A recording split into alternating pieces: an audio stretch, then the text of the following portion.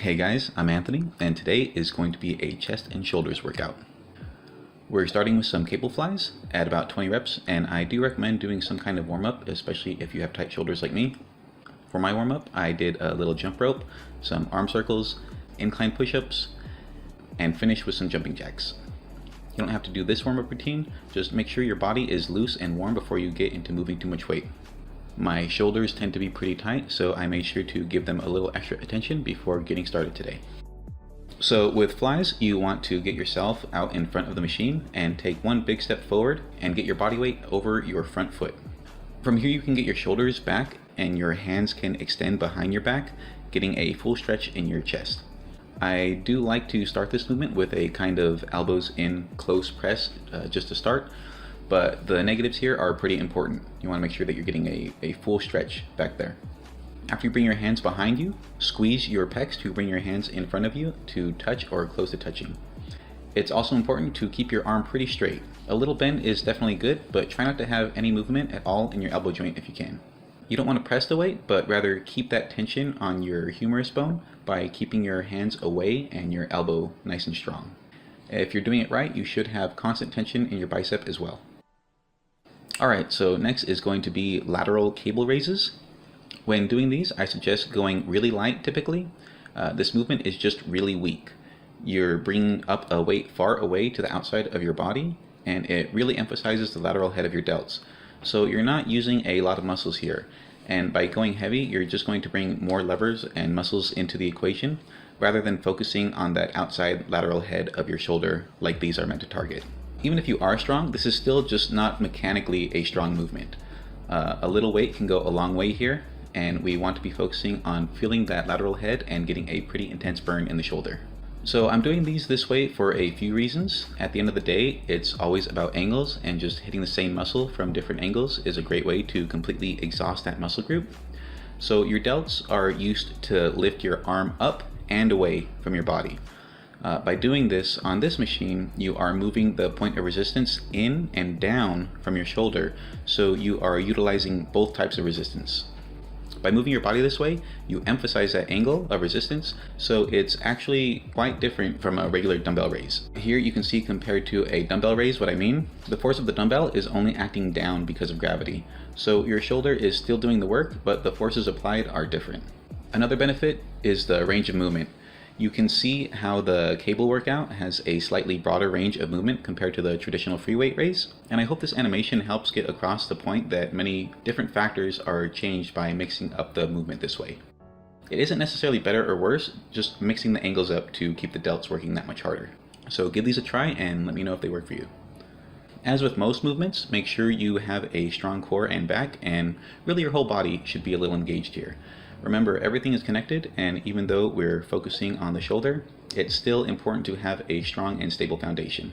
One final note is to keep your arm more straight if you can. A lot of people do this move with a bent elbow, and that can have its uses, but it can also torque your elbow joint and cause unnecessary damage. And again, we are targeting the lateral part of the shoulder here, so we want that point of resistance out at our side.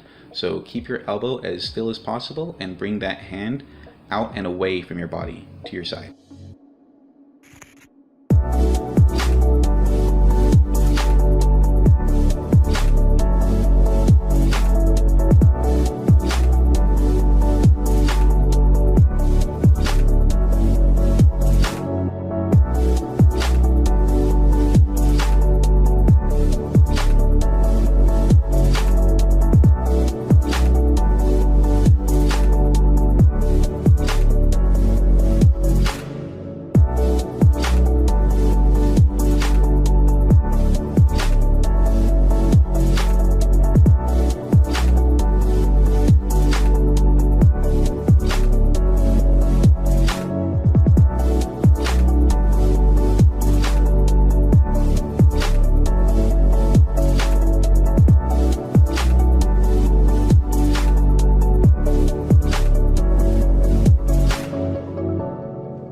Okay, next we're moving on to some lever machine decline presses.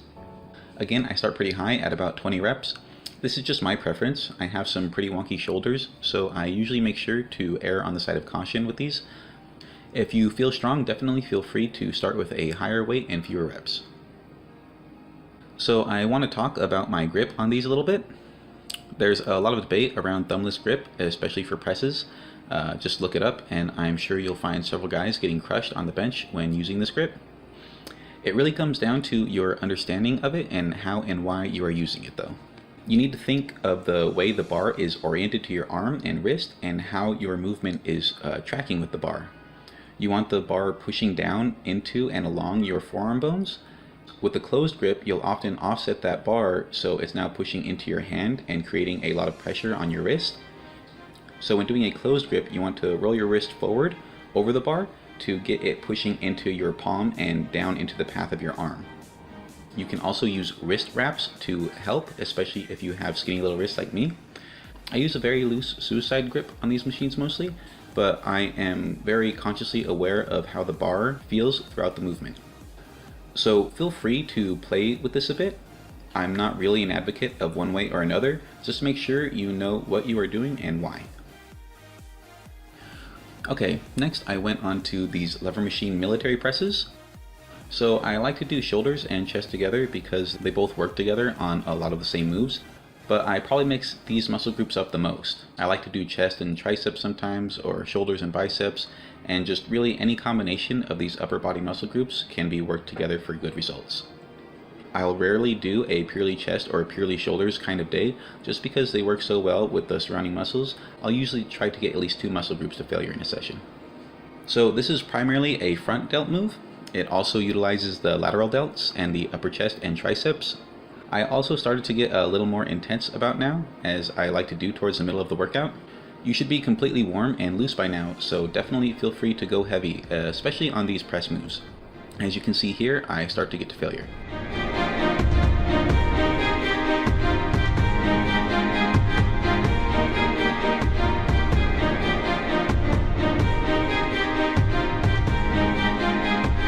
So next I went ahead and got on some bench. I recently watched a video by Mountain Dog discussing how he prefers to train bench press later in his workouts as well. I know this is like the manliest workout, so a lot of guys want to do it first, last, and as heavy as possible. That just isn't my style. Then again, my chest is a pretty weak point, so maybe don't listen to me. In any case, for me, I found I prefer doing bench press toward the middle of my routine, or even the end, solely because I can't go super heavy. Funnily enough, this has actually enabled me to get stronger on bench. I get to work more on my form, and I'm completely warmed up by now, so this works for me. You can play with grip space and elbows in versus elbows out, but for me, I've learned that taking it a little easier here keeps me safe on this movement. We're all built differently. If you're like me and have shoulder problems with these kind of moves, maybe give this approach a try and see if it works for you.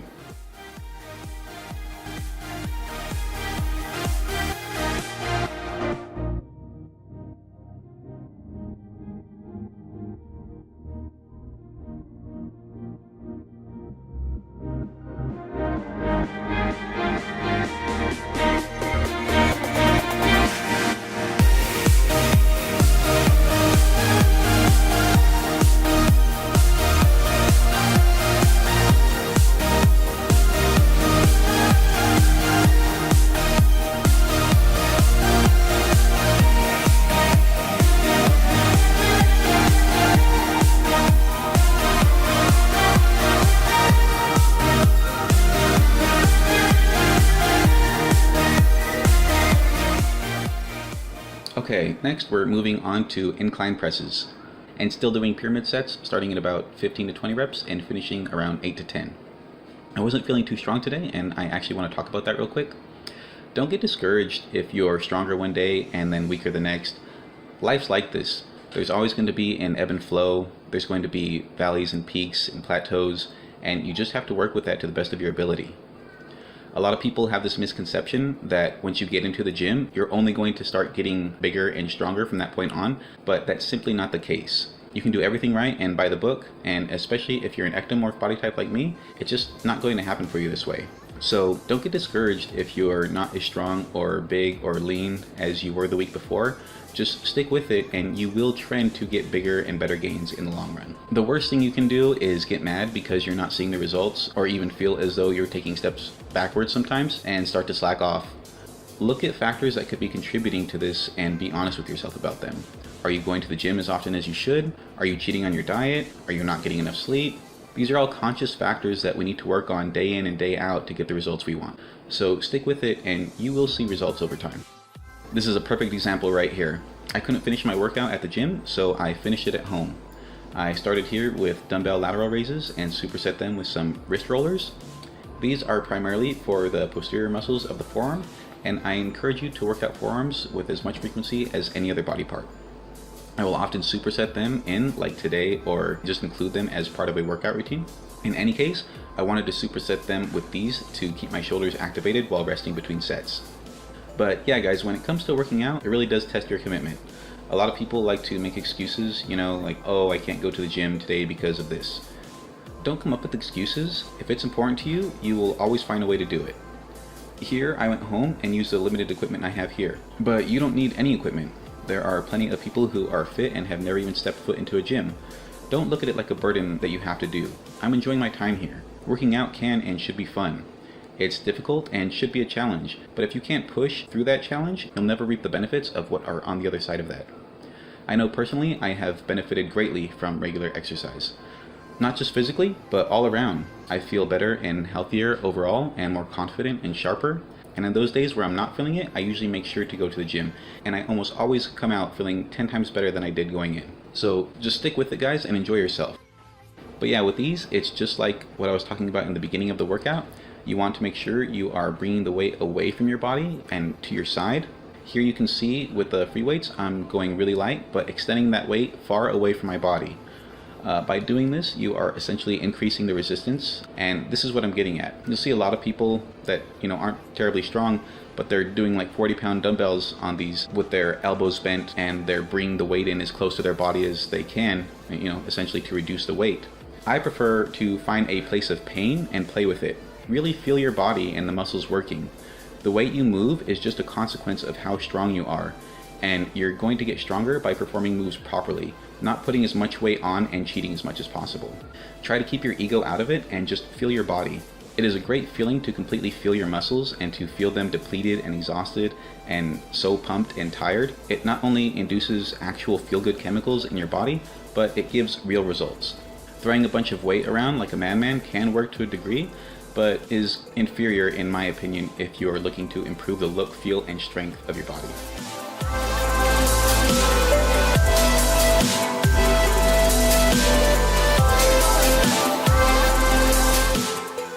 Alright guys, we're getting toward the end of the workout now with some front raises, and by now you should be feeling a pretty consistent burn in your shoulders. My shoulders have always been a genetic weakness, so especially on shoulder day, I make sure to keep constant tension on them and keep a constant burn. If you have any muscles like this, I suggest the same thing.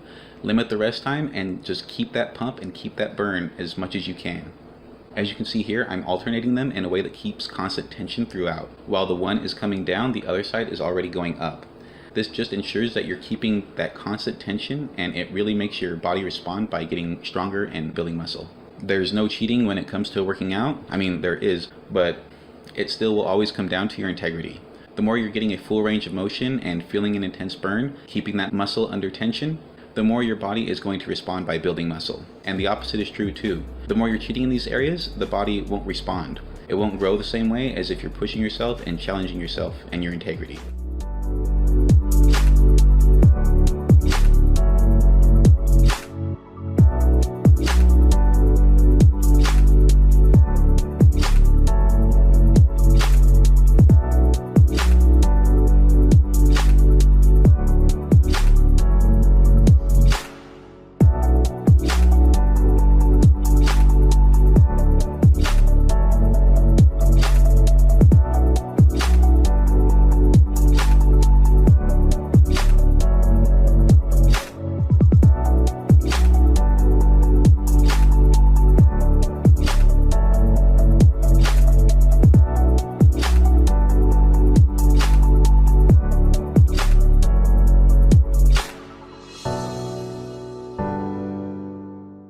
Okay, so last workout is going to be some dumbbell presses.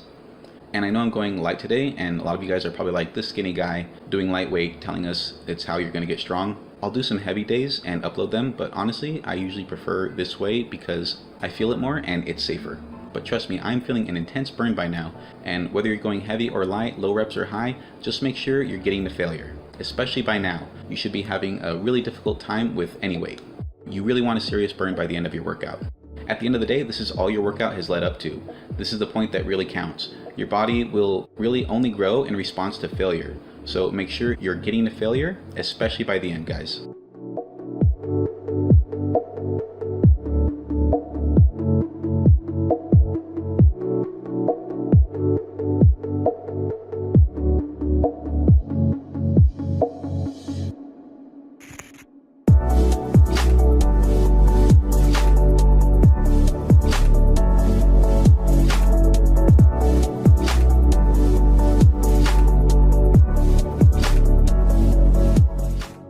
And that's this workout, guys. Go ahead and take it, give it a try, mix it up how you like, and let me know how it worked for you in the comments.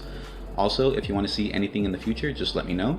I'm going to be uploading regular content every week, sometimes with animations to give you guys a lesson too. Don't forget to like if you liked it, thumbs down if you didn't, and subscribe to catch the latest vids as they come out. In the meantime, have a good one, guys, and I'll see you in the next one.